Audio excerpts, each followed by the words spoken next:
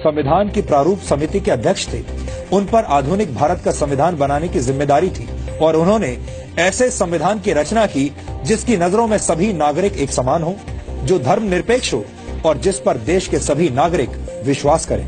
एक तरह से भीमराव अंबेडकर ने आजाद भारत के डीएनए की रचना की थी।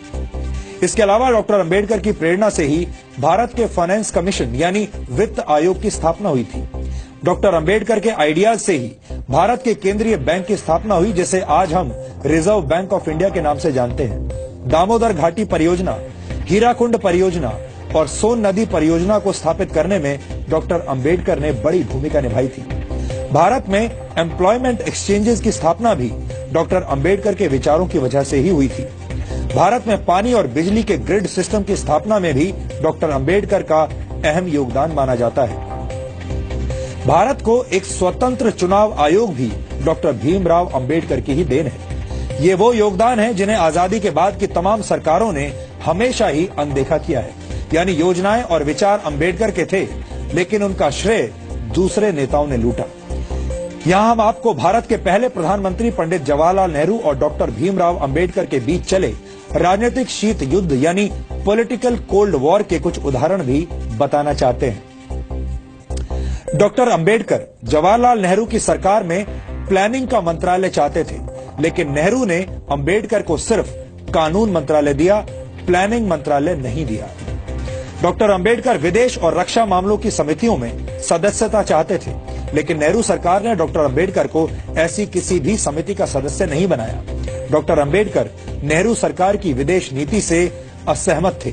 डॉक्टर अंबेडकर हिंदुओं में सामाजिक अधिकार और महिलाओं को संपत्ति का अधिकार देने की बात करने वाले हिंदू कोड को समाज सुधार के लिए जरूरी मानते थे, लेकिन नेहरू सरकार ने अंबेडकर के मंत्री रहते हुए हिंदू कोड को स्वीकार नहीं किया।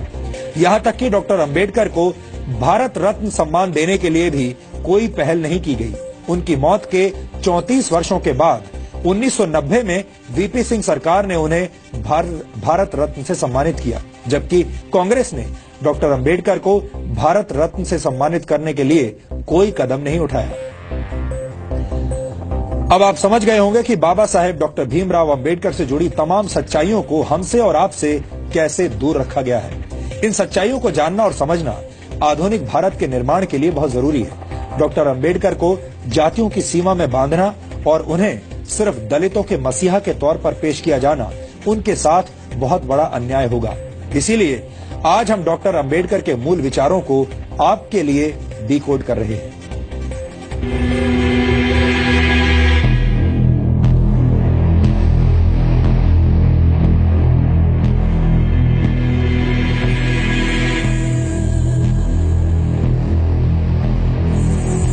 ये गुलामी से संघर्ष करते भारत की तस्वीर है।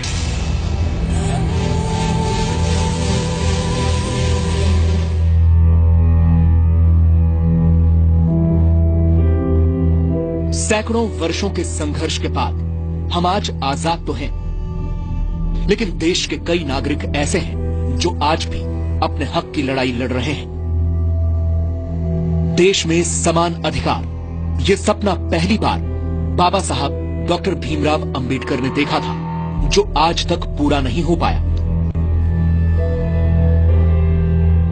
अपनी पढ़ाई के दौरान बाबा साहब भीमराव अंबेडकर को इस बात का एहसास हो गया था कि भारत दो तरह की गुलामी में जकड़ा हुआ है। पहली, अंग्रेजों के दमन और अत्याचार की गुलामी, तो दूसरी तरफ जाति और वर्ण व्यवस्था से अपमान और तिरस्कार सहने की गुलामी। और अंबेडकर ने तो अपने स्कूल जीवन में ही ऐसा तिरस्कार सहा था।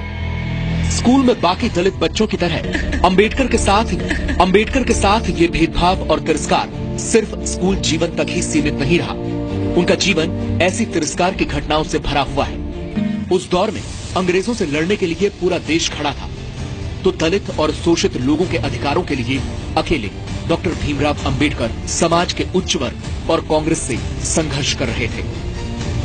डॉक्टर अंबेडकर का मानना था कि देश की तरक्की के लिए देश के हर वर्ग को समानता का अधिकार मिलना जरूरी है। बचपन में हुए भेदभावों की वजह से अंबेडकर हिंदू धर्म को छोड़ना चाहते थे। उनका मानना था कि हिंदू धर्म को छोड़ना धर्म परिवर्तन नहीं बल्कि गुलामी की जंजीरें तोड़ने जैसा है। डॉक्टर अंबेडकर की इस घोषणा के बाद हैदराबाद के निजाम समेत कई मुस्लिम संगठनों ने अंबेडकर को धर्म परिवर्तन के ऑफर दिए, लेकिन बाबा साहब ने हर ऑफर को ठुकरा दिया क्योंकि वो अपने समाज के लोगों को इज्जत से जीने वाला धर्म देना चाहते थे। इसीलिए वो हिंदू धर्म को छोड़कर बौद्ध धर्म की शरण में चले गए।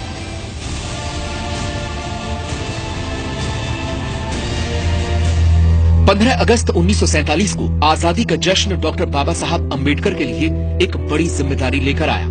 देश की नई सरकार को देश का संविधान बनाने के लिए एक काबिल व्यक्ति की तलाश थी, जिसे कानून की जानकारी के अलावा देश और दुनिया की समझ और समाज की जरूरतों के बारे में पूरी जानकारी हो।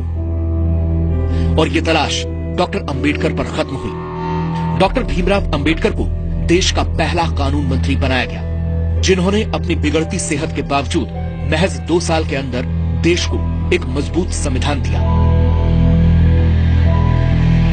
अंबेडकर ने 1951 में हिंदू कोड बिल तैयार कर संसद में पेश किया, जिसमें महिलाओं को समान अधिकार की बात कही गई। हिंदू कोड बिल के तहत पिता की संपत्ति में बेटी को समान अधिकार, विवाहित पुरुष को एक से अधिक पत्नी रखने पर प्रतिबंध और महिलाओं को भी तलाक का अधिकार शामिल था। लेकिन रूढ़िवादी हिंदू ताकतों और सरकार के अंदर ही बिल का विरोध करने वालों के सामने हिंदू कोड बिल लागू नहीं हो सका और सरकार में अपना प्रभाव घटने से निराश होकर डॉक्टर अंबेडकर ने 1951 में मंत्री पद से इस्तीफा दे दिया। अपने इस्तीफे में डॉक्टर अंबेडकर ने लिखा,